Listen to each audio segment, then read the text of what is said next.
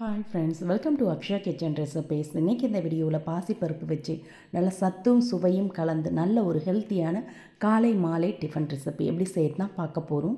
இது வரைக்கும் இந்த மாதிரி செஞ்சுருக்க மாட்டீங்க, கண்டிப்பாக ட்ரை பண்ணி பாருங்கள். அதுக்கு ஒரு மிக்சிங் பவுலில் ஒரு கப் அளவுக்கு பாசிப்பருப்பு சேர்த்துட்டு இதில் நல்ல சூடான தண்ணீர், கொதிக்கிற தண்ணீரை ஊற்றி அப்படியே மூடி வச்சுருங்க. சூடான தண்ணீர் ஊற்றி மூடி வச்சிங்கன்னா ஒரு 10 நிமிஷத்துலேயே ஊறிடும், அதிக டைம் எடுக்காது. இப்போ சரியாக 10 நிமிஷம் ஆன பிறகு திறக்கிறேன். பாசிப்பருப்பு நல்லாவே ஊறி இருக்கு பாருங்கள். இந்த அளவுக்கு ஊறினாலே போதும். இப்போ இந்த ஊறின பாசிப்பருப்பு எல்லாத்தையுமே தண்ணீர்லேருந்து வடியை விட்டு எடுத்து மிக்சர் ஜாருக்கு மாற்றிக்கங்க. எல்லாத்தையுமே மிக்சர் ஜாரில் மாற்றிட்டு ஊற வச்ச தண்ணியை வேஸ்ட் பண்ணிடாதீங்க. அதையே கொஞ்சம் கொஞ்சமாக ஊற்றி அரைச்சிக்கலாம். அதில் தான் அதிக அளவில் சத்துக்கள் இருக்கும். இப்போ பாசிப்பருப்பை சேர்த்த பிறகு இதில் மீடியம் சைஸில் ஒரு உருளைக்கிழங்கு, 100 கிராம் எடையுள்ள ஒரு உருளைக்கிழங்கு தோல் சீவிட்டு பொடிசாக கட் பண்ணி சேர்த்துக்கங்க.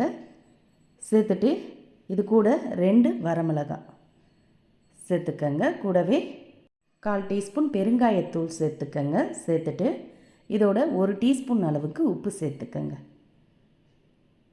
சேர்த்துட்டு நம்ம ஊற வச்ச தண்ணீர் இருக்குல்ல, அதை கொஞ்சம் கொஞ்சமாக சேர்த்து கொஞ்சம் திக்காக அரைச்சி எடுத்துகிட்டு வந்துடுங்க. இப்போ இந்த அளவுக்கு அரைச்சி எடுத்துகிட்டு வந்த பிறகு இதோட ஒரு முட்டையும் கொஞ்சம் மஞ்சத்தூள் சேர்த்து ஒரு ஓட்டு ஓட்டி எடுத்துகிட்டு வந்துடுங்க. பாருங்கள், இந்த அளவுக்கு ஓட்டி எடுத்துகிட்டு வந்ததை ஒரு மிக்சிங் பவுலுக்கு மாற்றிக்கங்க. கொஞ்சமாக மிக்சர் ஜாரில் தண்ணி ஊற்றி அலசி ஊற்றிக்கங்க. ஊற்றிட்டு இதோட ஒரு மீடியம் சைஸ் வெங்காயத்தையும் ஃப்ரெஷ்ஷான கருவேப்பிலை மல்லியும் பொடியாக கட் பண்ணி சேர்த்து மாவோடு கலந்துக்கங்க. இது மாதிரி நல்லா கலந்துட்டு இதை அப்படியே தோசை தவாவில் ஊற்றி சுட்டு எடுத்துக்கலாம். அதுக்கு தவாவை சூடு பண்ணியிருக்கேன். அதில் கொஞ்சமாக எண்ணெய் தொட்டு தொடச்சி எடுத்துருங்க.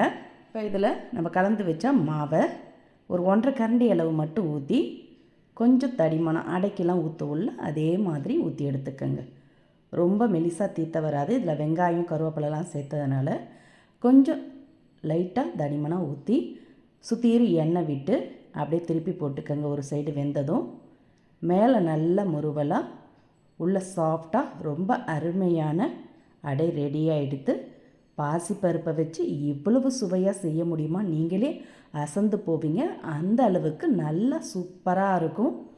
இதை நீங்கள் காலை நேரத்துலையும் ஈஸியாக செஞ்சு தரலாம், நைட்டு டின்னருக்கும் செஞ்சு தரலாங்க. வீட்டில் இட்லி தோசைக்கு மாவு இல்லாத சமயங்களில் என்ன டிஃபன் செய்யறதுன்னு குழப்பமாக இருந்ததுன்னா இது மாதிரி ஒரு ஈஸியான ஹெல்த்தியான பிரேக்ஃபாஸ்ட் ரெசிப்பியை கண்டிப்பாக நீங்களும் ட்ரை பண்ணி பாருங்கள். இதே மாதிரி உங்களுக்கு எத்தனை வேணுமோ அத்தனை சுட்டி எடுத்து சுட சுட பரிமாறலாம். இதை அப்படியே சாப்பிடவே ரொம்ப அருமையாக இருக்கும். சைடிஷ்லாம் தேவையே இல்லைங்க.